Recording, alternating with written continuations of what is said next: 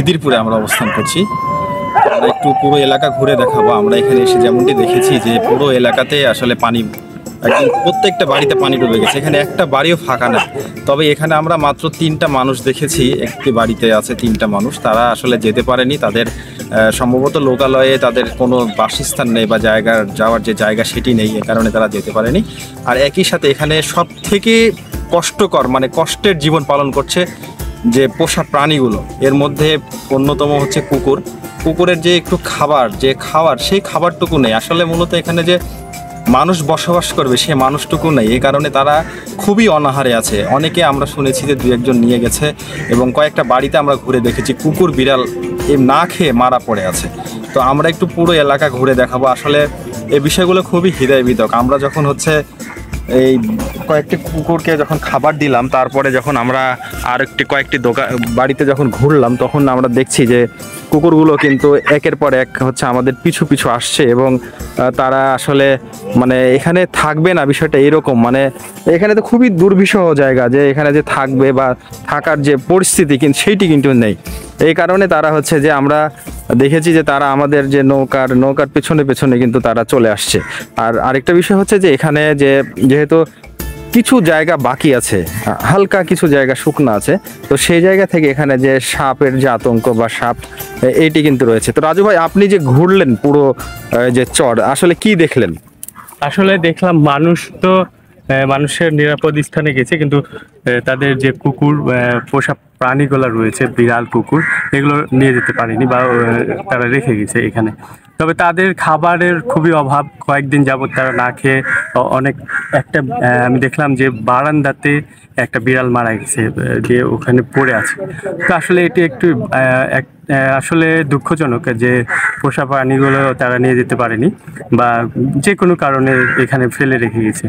তো এখানে যদি এই খাবার যদি আর কিছুদিন না খায়, তাহলে আর যেগুলো রয়েছে সেগুলো মারা যেতে পারে। সেজন্য কিছু উদ্যোগ নিয়েছে রাজশাহীর যে 29 নম্বর ওয়ার্ড বা 28 নম্বর ওয়ার্ডের সমাজসেবী কিছু ছেলেপেলে, তারা মূলত আজকে এসেছে এখানে, এই কুকুরের খাবার নিয়ে এসেছে, তারা দিচ্ছে অনেক জায়গায়। তারা সাঁতার কেটে কেটে হলেও কুকুরের খাবারগুলো নিয়ে যে কুকুরকে খাওয়াচ্ছে। এর জন্য দেখেন একটি ভালোবাসা, কুকুর মানে মানুষ কতখানি ভালোবাসে, যে কুকুরগুলো সাঁতার কেটে তাদের কাছে আসছে এক চিমটি খাবারের জন্য। তা আসলে এগুলো সত্যিকারই হৃদয় বিদারক একটি ঘটনা। এর জন্য খুবই তাদেরকে আন্তরিক ধন্যবাদ জানাই যে তারা এত সুন্দর উদ্যোগ নিয়েছেন। আপনি নিশ্চয়ই দেখেছেন যে হচ্ছে এখানে অনেকগুলো কবুতরও রয়েছে, সেগুলো কিন্তু নিয়ে যেতে পারেনি যাদের মালিকেরা।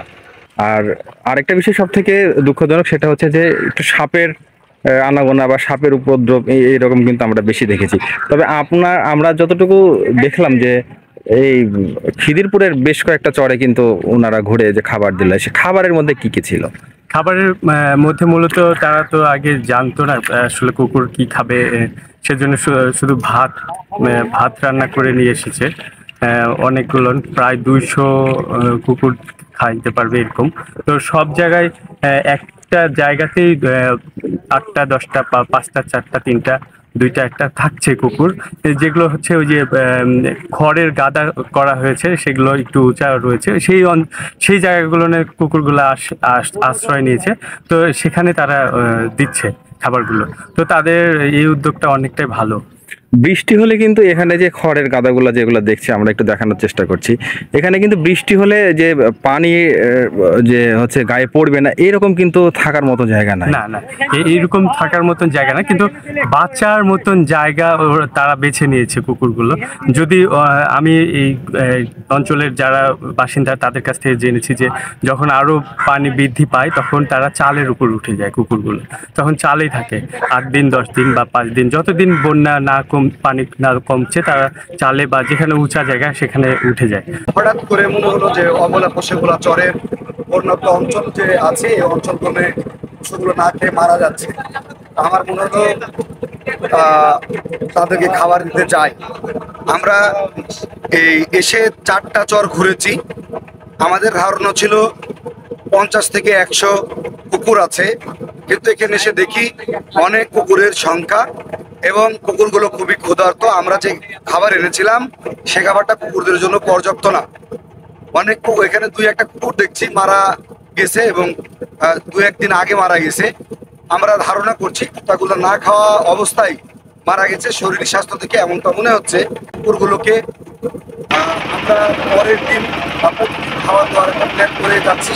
আল্লাহ যদি আমাদেরকে সুযোগ করে দেন ইনশাআল্লাহ আমরা কালকে থেকে প্রতিদিন খাবারের ব্যবস্থা করবো।